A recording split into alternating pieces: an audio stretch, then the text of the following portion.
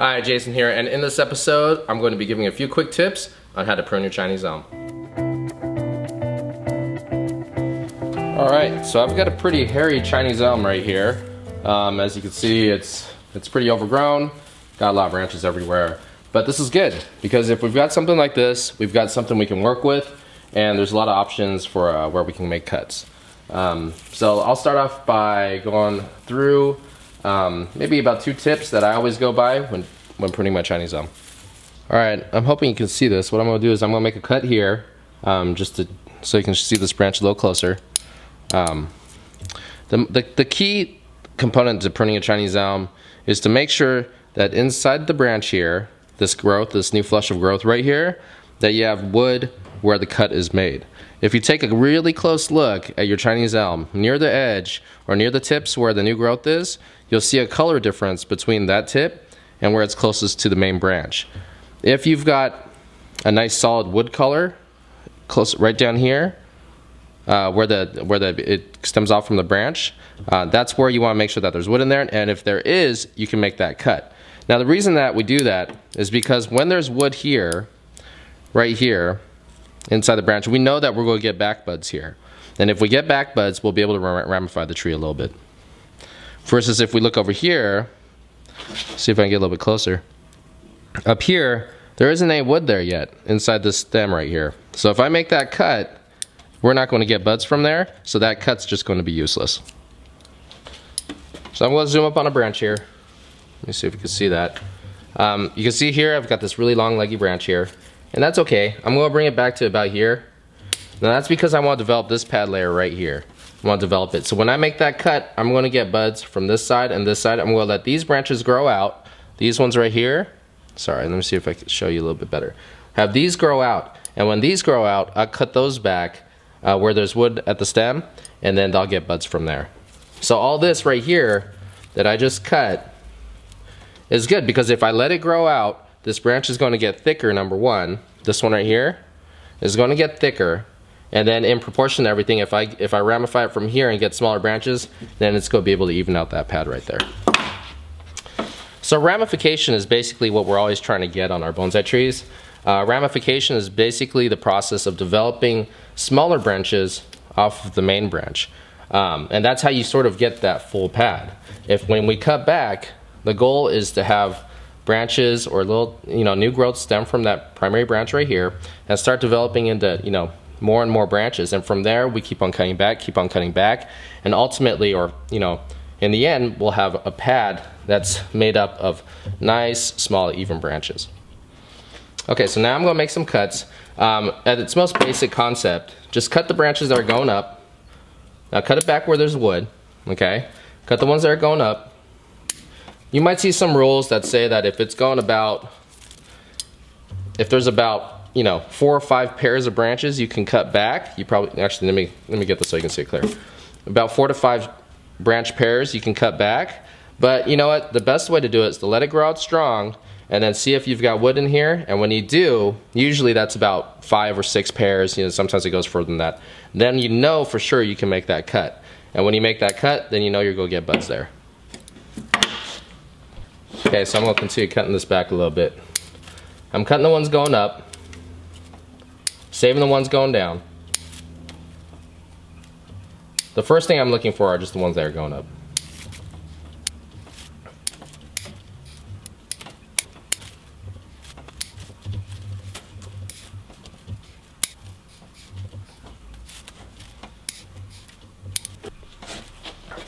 Okay, so as you're going in here and making these cuts, don't be scared to cut back hard.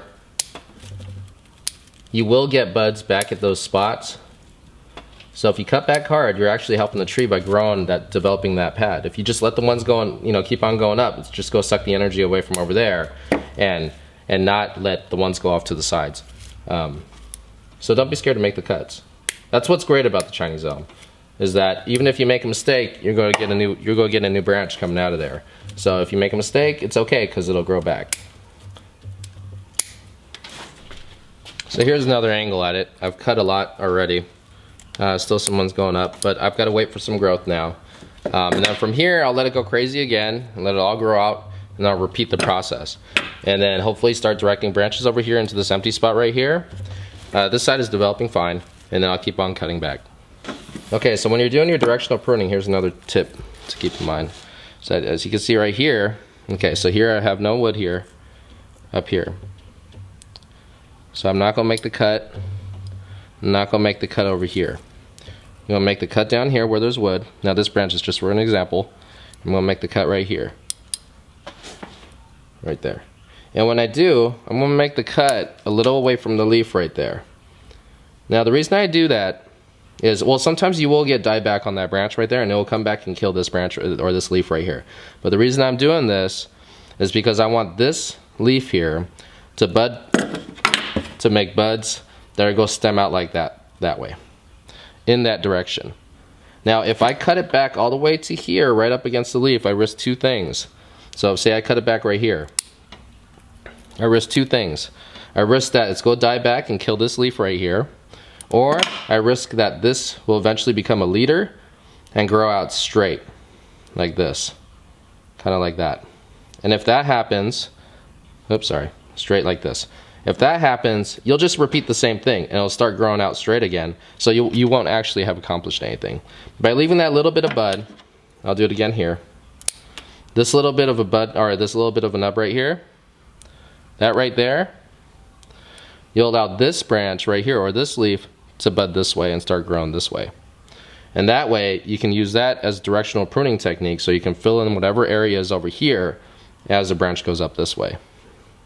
Again, if I cut it here, this will just start growing straight again. It'll start growing straight out again like this. Start going straight out again like this, and then you won't actually have accomplished anything. So that's another great tip. Okay, so I'm going to start cutting away here using those sort of principles that I just went over, and let's see if we can get this tree back in a manageable state.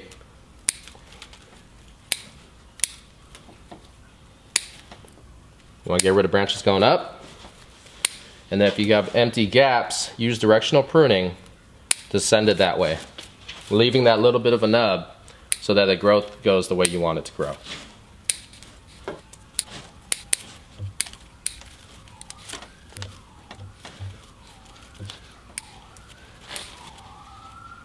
So this one right here that I'm about to cut, this one, hopefully it's in focus.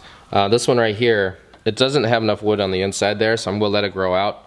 And it's, you know, it might get long, but I'll let it grow out before I make that cut.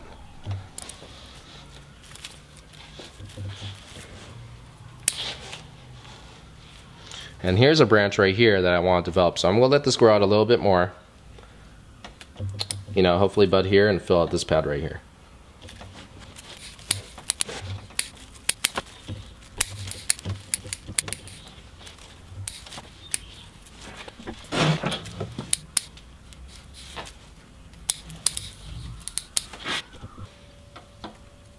Okay, so I've cleaned it up a little bit.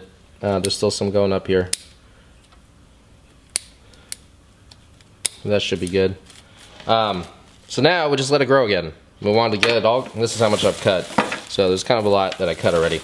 Let it grow crazy again until you know that there's wood on the inner side, and we can make that cut safely, knowing that there's going to be buds coming out.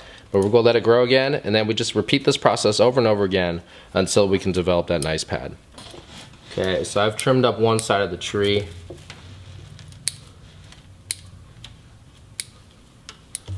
Trimmed up one side of the tree.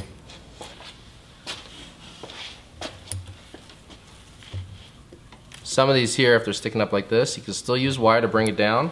So don't be scared to use some wire. The Chinese elm branches are brittle, so just be careful when you're bending them. Make sure that you take care. And you can bring some of those down, cut some back still.